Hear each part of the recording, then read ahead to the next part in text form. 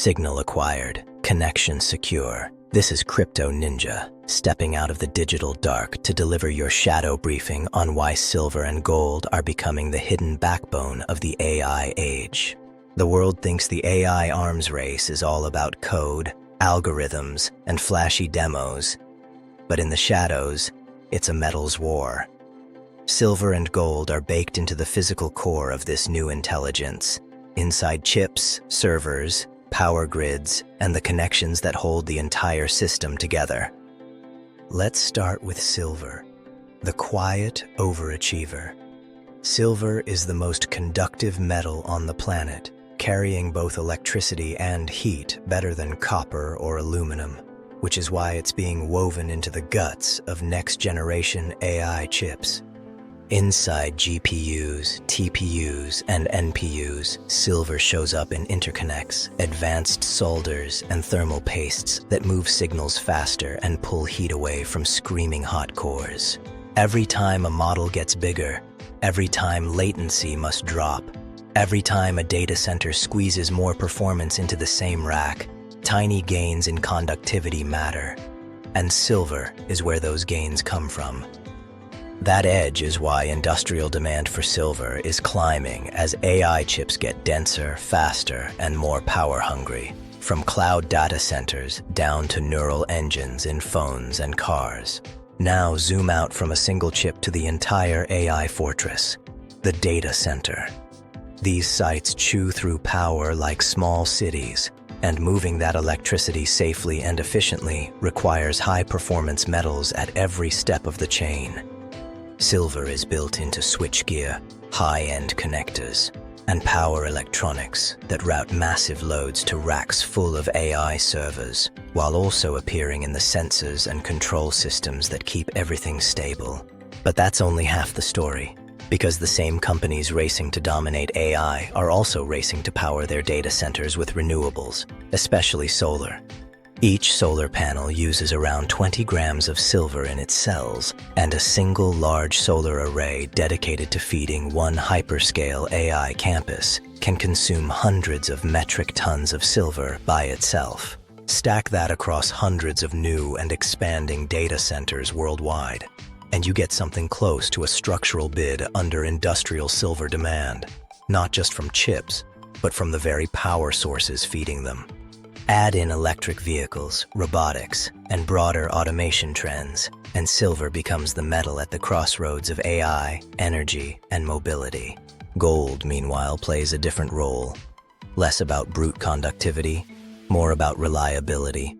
Gold does not rust, does not oxidize, and does not build the kind of surface crud that ruins sensitive electronic contacts, especially under heat and humidity. That makes gold-plated connectors and bonding wires the preferred choice wherever absolute stability matters, in high-speed signal paths, edge connectors, and mission-critical boards that can't afford intermittent failures. In AI infrastructure, that means gold is sprinkled through server motherboards, networking gear, and chip packaging, a thin, expensive layer that keeps signals clean, connections stable, and contact resistance low over thousands of cycles. The volume per unit is small, but the sheer number of connections in an AI data center, multiplied by rapid global build-outs, pushes gold demand in electronics higher as well. The result is a quiet feedback loop. As AI models scale up, hyperscalers pour capital into GPUs and infrastructure, and companies like NVIDIA report record data center revenue with demand sold out years ahead. That spending cascades down into more chips, more boards, more power hardware, more renewable build-outs, each step pulling additional silver and gold into service. Do AI cores burn out and get scrapped after a few brutal years on the rack? Yes, life cycles can be short at the bleeding edge, and retiring hardware has to be replaced with newer, denser, hotter systems, repeating the metal's demand cycle again and again. As long as the AI race stays hot, that refresh loop keeps pressure on the supply chain for both the core chips and the metals that enable them. Meanwhile, the grid itself is under strain. Analysts already project data center build-outs pushing global copper demand higher, with even a 1% shortfall capable of flipping the market into deficit. When you start substituting or supplementing copper with more silver in high-performance or high-temperature applications, the silver story gets even tighter, especially if solar demand accelerates at the same time. So when people talk about triple-digit silver, they're really talking about whether this entire AI-driven infrastructure cycle evolves into a long commodity supercycle. No one can promise a specific price level, but the structural drivers, AI compute, electrification, solar, EVs, and robotics, all lean in the same direction for silver's industrial use. On the gold side, the narrative is less explosive but just as critical. Gold in AI is all about trust, trusting that your connectors won't fail, your high-frequency signals won't degrade, and your boards won't die early in harsh conditions. That reliability premium keeps gold embedded in the architecture of advanced electronics, even when engineers are trying to shave costs everywhere else. Layer on top of that gold's role as a monetary metal, a hedge against inflation and systemic risk, and you get a dual identity. Part of the AI machine, part of the macro hedge against the system that AI is transforming.